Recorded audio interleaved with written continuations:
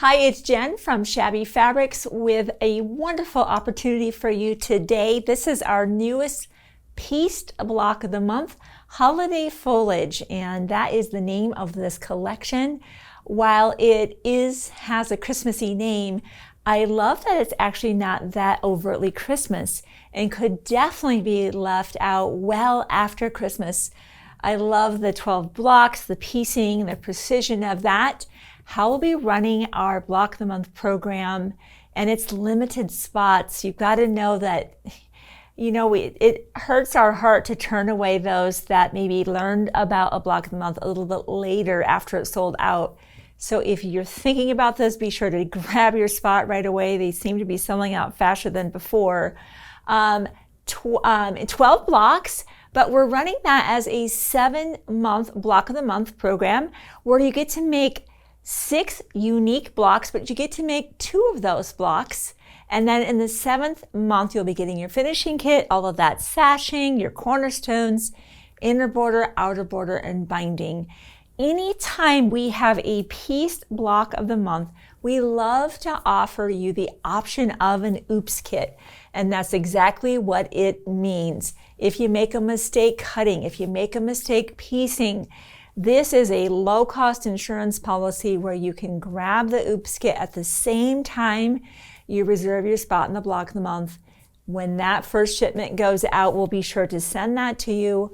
And you just have that all along the journey of making your quilt. Again, if any errors are made, no worries, pull out that oops kit and you're on your way. Or at the very end, if you have quite a bit of the oops kit or maybe the whole oops kit left over, you have the fabrics to make a coordinating project, which is really, really nice. Maybe a pillow or something else you want to tie in to your beautiful quilt. The other option available to you, of course, is the backing. This beautiful point set of backing is what we chose. Again, be sure to grab that when you sign up for your Block of the Month. The things on the table are what we use to build our quilt. As always, Facebook group, by the way, so if there's anything in this quilt, I'm going to be talking about it. If it's hourglass blocks, half square triangles, a square and a square, flying geese, I will be going through that and showing you each of the elements of what really goes into making blocks, giving you some tips and techniques as well to help really dial in the precision of those blocks, and you can enjoy the journey of putting your quilt together month by month.